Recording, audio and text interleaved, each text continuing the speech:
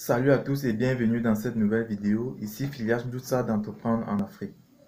Aujourd'hui, nous allons nous attarder sur un sujet très précis dans le domaine entrepreneurial. Premièrement, si vous êtes nouveau sur cette chaîne, je vous exhorte de vous abonner à la chaîne et cliquer sur la cloche de notification pour être au courant de l'apparition de nos vidéos business qui vont d'office davantage vous édifier dans vos choix d'investissement ici en Afrique afin que vous sachiez comme ça les niches rentables à vous lancer en Afrique, n'est-ce pas? Ok, aujourd'hui, comme je vous le disais, nous allons nous appesantir sur l'étude de marché. Vous savez, pour se lancer en entrepreneuriat, généralement, il faut réaliser l'étude de marché, qui est un point très essentiel avant de pouvoir lancer votre business. Sinon, vous risquez de lancer le business et avoir des problèmes à la longue. Donc, l'étude de marché est très cruciale dans en entrepreneuriat, n'est-ce pas? Donc, l'étude de marché, c'est quoi? Il faut d'abord savoir ce que c'est. C'est une démarche consistant à collecter méthodiquement et systématiquement, n'est-ce pas, les informations concernant un marché, de manière à appréhender le plus précisément possible le marché en question. Ça vous permet d'appréhender le plus précisément possible le marché en question et les risques éventuels qui peuvent être liés au potentiel du marché en question, n'est-ce pas? Donc c'est un peu ça en gros l'étude de marché. Et pour réaliser l'étude de marché, il y a plusieurs étapes à mettre en place. Plusieurs étapes que vous devez réaliser pour pouvoir lancer votre projet, n'est-ce pas? Premièrement, vous devez vous appesantir sur l'historique du business sur lequel vous voulez vous lancer.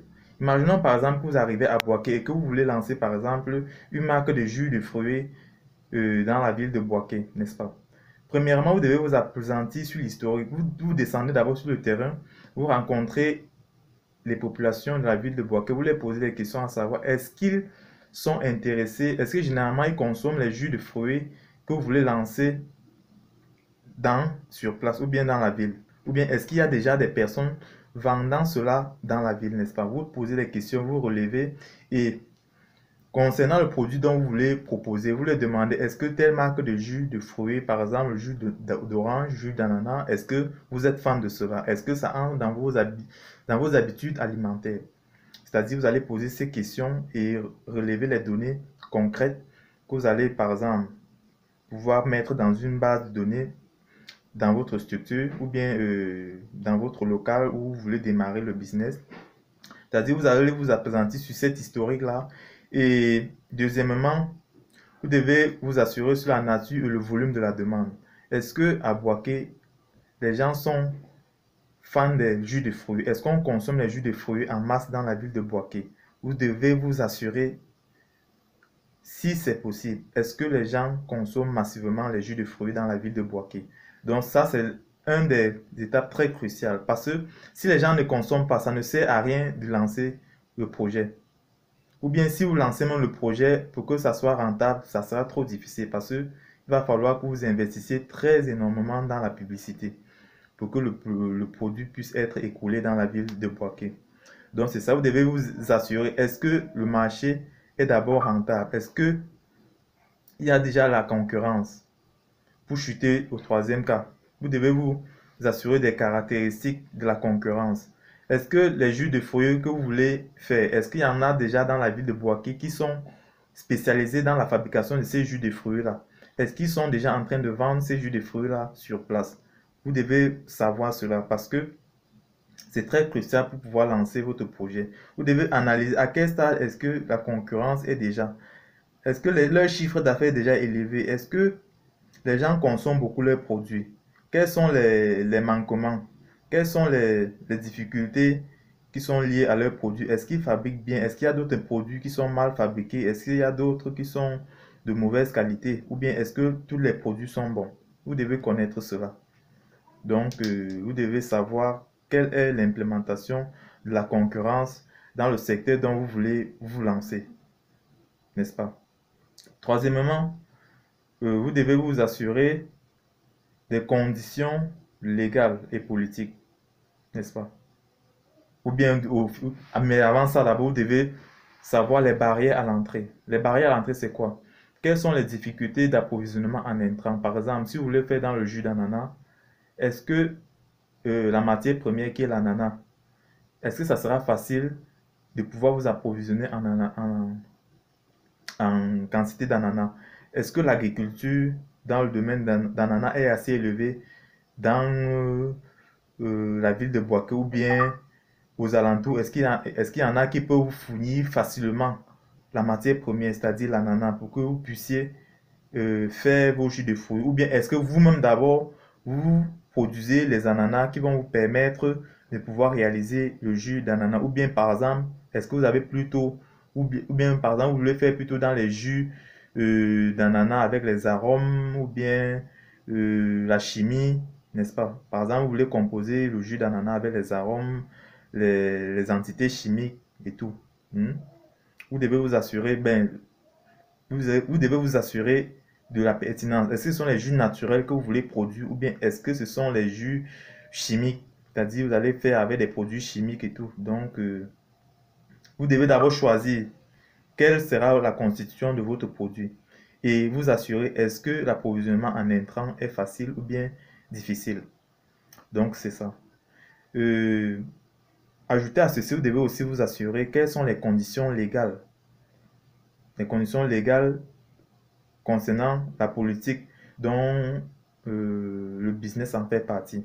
Donc, vous devez vous assurer qu'est-ce que l'État de mon pays stipule concernant l'investissement dans le secteur.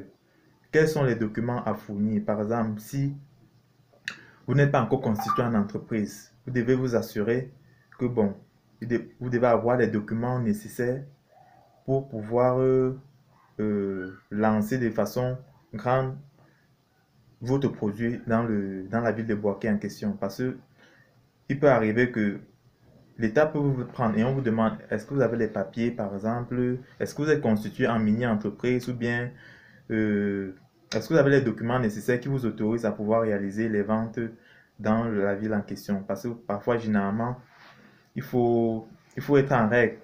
Il faut être en règle pour éviter les problèmes d'ordre juridique et politique dans la localité. Et aussi, vous devez aussi, au prochain point, vous assurer des lobbies. Est-ce qu'il y a est-ce qu'il y a des gens qui sont prêts à financer votre produit, à vous accompagner dans le lancement de votre produit, qui sont prêts à investir avec vous afin que vous puissiez ensemble réaliser des gains conséquents. Donc, c'est ça. Et aussi, je peux aussi ajouter en disant que vous devez aussi vous assurer des opportunités conjoncturelles, n'est-ce pas? Les opportunités conjoncturelles liées à votre produit, c'est-à-dire quoi? Quand vous voulez vous lancer dans les jus, dans la commercialisation des jus de fruits, quels sont les business qui sont directement liés, rattachés à votre business? Il peut en avoir plusieurs, n'est-ce pas? Vous devez savoir ces business-là dans la ville en question. Comme ça, pour un peu savoir juger le degré de rentabilité de votre business par rapport à l'implémentation des autres business qui ont un lien direct avec ce que vous voulez lancer. Donc, ça, c'est l'un des points très essentiels dans l'implémentation de votre projet. Donc, c'est un peu ça en gros. Et aussi, vous pouvez aussi réaliser l'étude du marché avec les documentaires passés. Par exemple, dans le passé, est-ce que c'est un business? Quels sont ceux qui ont réalisé le business dans le passé? Est-ce qu'ils se sont en sortis? Vous cherchez des documents passés concernant le business dans la ville en question il y a très longtemps. Voilà, donc c'est ça. C'est un peu ça en gros ce que vous pouvez faire sur l'étude de marché. Et davantage, restez connecté sur cette chaîne pour être au courant de l'apparition de nos différentes vidéos business comme celles-ci qui vont davantage vous édifier dans le domaine entrepreneurial afin que vous puissiez vous lancer sereinement et méthodiquement dans l'entrepreneuriat, dans le lancement de vos projets et tout. Et aussi, je tiens aussi à vous rappeler que si vous avez besoin de lancer un projet et vous ne savez pas comment vous y prendre, contactez-nous, cliquez sur le lien dans la description de cette vidéo et ensemble nous pourrons vous accompagner dans le lancement de vos projets où que vous soyez en Afrique parce que nous sommes aussi des consultants en matière d'investissement. Donc, vous pouvez nous contacter afin que nous puissions vous donner les stratégies nécessaires afin que vous puissiez implémenter votre business là où vous vous trouvez, n'importe où dans le monde entier, ou bien en Afrique, puisque cette chaîne, c'est Entreprendre en Afrique. Et nous tenons plus sur les business dont nous devons lancer en Afrique. Mais cela n'exclut pas que si vous êtes aussi ailleurs, nous pouvons aussi vous apporter notre expertise dans l'investissement, n'est-ce pas? Donc, partagez la vidéo, abonnez-vous à la chaîne et une chose, saisissez les opportunités.